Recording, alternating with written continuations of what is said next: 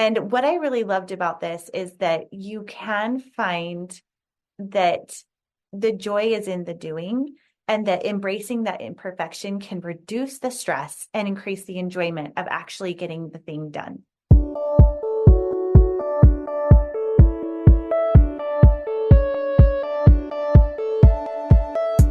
So you want to make an impact. You're thinking about starting a business, sharing your voice. How do women do it that handle motherhood, family, and still chase after those dreams? Well, listen each week as we dive into the stories of women who know. This is Call Me CEO. Welcome back, everyone, to Call Me CEO. This is a solo episode today, and I am sharing with you 5 lessons that I learned from being active for 30 minutes a day for 100 days. Now, this idea came to me because I was inspired by a friend, Kelly France, who recently wrote a book called One Goal for 100 Days. This was a challenge that she adopted from someone else. I can't remember exactly where. I think she sources it in the book. But the whole concept is that you choose one goal that you stick to for 100 days. And it can be something that you have been working on previously. It could be something that you're trying to work up towards. So it's a bigger goal that you eventually go to. But for me specifically, I didn't want to do drinking water and watching my protein intake and not eating sugar. Those are all things I could do at a different time, and certainly goals I want to make and improve on. But this one specifically, I wanted to focus on movement. I don't know if some of you may or may not know this, but I had a surgery about 1.5 years ago that was it was my diastasis recti repair in my stomach area, what you would maybe consider a mommy makeover. And yeah, after I had that surgery repair and I had a couple hernias removed and repaired, I had a fascial tear in my stomach about 4 months after that surgery. And I had been cleared for working out, and the doctor said that I could go ahead and do that. But I went to a Pilates class, and I was using what is called a breathing bar, which was, I was seated, I was holding on to this bar, and I was very, very, very slowly moving backward, back laying onto the table and being so cautious. And for whatever reason, a stitch in my stomach tore. I had a fascial tear. The doctor says that it wasn't the stitch, but something in my tissue ripped. And for about 1.5 years since then, I've woken up with pain in my stomach to the point where it feels like someone was stabbing me. And I had to be very patient with myself in recovery. At about 1 year after my surgery, I met with the surgeon again, and we talked about going in and putting in a mesh to protect the tissue and bring it back together. But ultimately, I decided that that wasn't worth the risk to me, and I wanted to do it a little more slowly and just be patient with my recovery. Now that I am 18 months past that point, I am feeling much better, and I'm now able to strength train and do HIIT exercises without being in a lot of pain. However, because I wasn't able to move and strengthen my body the way that I like to, I got pretty depressed. I gained weight. I went up in clothes size that I just wasn't feeling like myself. And it was a very interesting mental load to take on, where I went from being in a very strong place of feeling like, oh, I'm in really good shape, I'm going to be even stronger after the surgery, to then having to start over and really be patient with the process of healing. So for me, this 100-day goal for me was movement. I wanted to move. And it didn't mean that I had to have any specific requirement of the amount of calories I had to burn or exactly what the movement or the exercise had to be, but it had to be purposeful. So even on what you would consider, say, a rest day, I could still go for a walk, or I could still do a little yoga, or I could still do mindful stretches or mindful cool downs, which is something that I love to do with the Apple Fitness app. I don't know if you're familiar with that, but there's actually exercises on Apple Fitness where you can do all sorts of different kinds of exercise that I love, that you can do from home. They even have exercises that you can use on a treadmill, on a row machine, on strength training, kickboxing, yoga, Pilates. Like there's so many offerings there, and I really, really love it. So for me, it was movement for 30 minutes a day, and it was on purpose. And that was my only requirement. Now, I started this very shortly after Christmas time and knew that I would finish about the time that my children were on spring break. And what I thought was really interesting about that is that you have kind of a base of what does 100 days look like in seasons? Because a lot of times for me, it's harder for me to get out in the wintertime than it is, say, in the summertime when it's a little bit warmer and it's easier to get out and not be cooped up in the house. So these are 5 lessons I wanted to go through of what I have learned from doing these 30 minutes a day. Now, the very first lesson that I learned is that done is fun. Now, there weren't always these perfect scenarios of me getting out and going to a class every day, or that I went running for 30 minutes a day. It wasn't about that. It really was doing it imperfectly. And this sometimes looked like dancing around the kitchen or going for a walk with my kids, or yes, even some days walking and getting steps in the hallway or around the kitchen island, or doing just dance with my kids.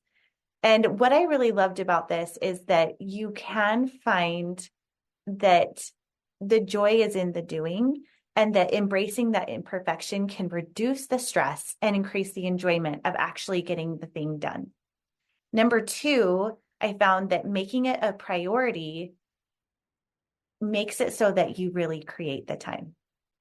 So many times when I'm coaching women, whether it's setting a new goal for launching a program, a product, a service, a podcast, we talk about, is this a priority? Because if it is a priority, we can make the time. So the initial challenges of finding the time to move every day is, what is the sequence of your life, your day? What does it look like? How can you find little bits of time? Maybe it's not a 30-minute chunk, but maybe it's 10-minute stretches that you do throughout the day, and finding a strategy to prioritize the movement amidst the busy schedule. So for me specifically, I, during part of this time, was doing a step bet challenge, and I love step bet because it gets you accountable in a way that you're putting money into a pot through an app, and it challenges everyone that is in that challenge to get an amount of steps in that's the same percentage of challenge for everyone in the challenge. I just said challenge a lot. And what is good about that is that it keeps you accountable to that movement and those steps. And so you really have to be creative about when you can get that time in. So for me, when I was in that time that I was doing that part of my movement, I would have to get steps in early in the morning, midday, and later in the evening, just breaking up what I was doing throughout the day. And I think that if you really sit down and look at your hours in the day and how much time you're spending scrolling or just wasting time, you can find the time. And that was a lesson that I learned, is you can find the time when it's a priority.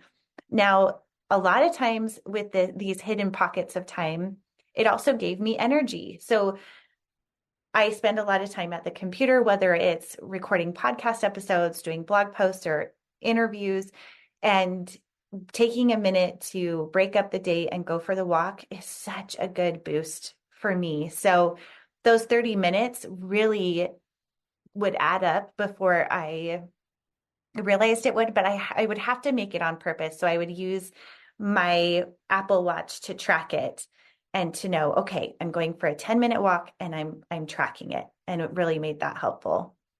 Now, number 3, the side benefits and positive influence of moving 30 minutes a day. And one of those was having an improved mood, increased energy, and enhanced creativity.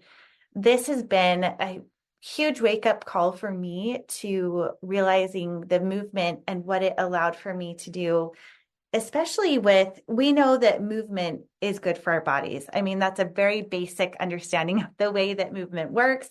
But committing to the personal growth aspect and inspiring that influence and with those around me, I actually was able to have a lot of one-on-one walks with my kids. I spent time doing different activities with my husband. In fact, I actually picked up one of my favorite hobbies I used to have as a kid, which was snowboarding. And oh my gosh, you guys, snowboarding, I love it so much. It like freaks me out because I get nervous about getting up on the hill and my feet cramp, and I'm worried about if I'm going to be able to do it again right after having babies and just not being as strong, especially in my core health of my stomach, like getting back up and getting up off the ground. And I found that I could, but I needed my husband's help, and he would use his ski pole to help pull me up. And it was really bonding for us and humbling for me that I would do it anyway, even if it didn't look perfect. It was a positive change in the resolve to do something. And even if I wasn't great at it, that I was showing up and doing it anyway. And my husband will tell you that it was one of the best winters we've ever had because we were active together. And it really gave me an extra incentive to stick to that 100-day goal because I was doing it and I was going to stick to it. And so a positive byproduct by that is I actually have started a community through Instagram that just started last week. So if you're hearing this and you want to join us, it's not too late. You can start your clock 1 week later, and that's just fine. But I'm actually doing a one goal a day for 100 days in an Instagram group. And with that, my husband actually committed to doing his own 100 days of activity for 30 minutes for the next 100 days. So I'm now starting the journey of my next 100, moving into 200 days of being active for 30 minutes a day, every day. And last night I came home from an activity and I saw him kind of doing some weird, like arm and leg lifting movements. And I'm like, what are you doing? And he said, oh, I'm doing my 30 minutes. I was doing jumping jacks, but I was shaking the whole house. And he's like, it was just funny because there's a sense of sometimes annoyance at the end of the day when you haven't done it and you're like, but I will do it because I'm committed to myself. And once you're done, it really feels good. So whether it was walking with my kids more, getting my husband or friends involved, I think that when you decide to make it a positive change for yourself, you will for sure inspire other people around you to make positive changes for themselves. And I think that that is such a powerful place to be. Now, number 4, I learned that movement and nutrition and sleep go hand in hand in hand. So what happens when I am more active, I notice that I pay better attention to what I'm eating and the amount of water I'm consuming. I want to drink more when I'm more active. And my sleep quality went way up because I was more tired. It was just a natural byproduct of being more active. I slept better. And I think that that was a huge wake up call for how regular movement can lead to healthier choices for eating, improving my sleep, and then integrating it into overall well-being. So some tips for integrating movement, for how to get that into your system and into your day, is find a time that movement feels best for you. I know some people love to wake up super, super early in the morning, 4, 5, 6 a.m. For me, right now in this stage of my life, I am at a really good spot where I can get my kids off to school and go attend a 9 a.m. class, where the first thing when I wake up in the morning, I'm putting those clothes on and I know that I'm committing to movement first thing. It's not even a question of if I'm going to do it, it's a matter of when. So if I can get it done sooner in the day rather than later in the day, that really works for me. But maybe for you, you're working through the day and you have time to go get a 30-minute walk in the middle of the day. Or maybe for you, you like to get movement in at night. Try to identify something that can be a repetitive pattern for you. And a really good book that I would suggest to help you identify that is Atomic Habits. That's a really good book to help you learn how to habit stack and create a rhythm that works well for you. Now, number 5 is keeping promises to myself help me build self-trust and confidence in myself. So one thing to think about with this 100-day challenge, especially for me, is that I remember once I was in a fitness class and we were talking about the new year And the instructor said, I want you to look at yourself in the mirror. And I would challenge you to do this too. Look at yourself in the mirror.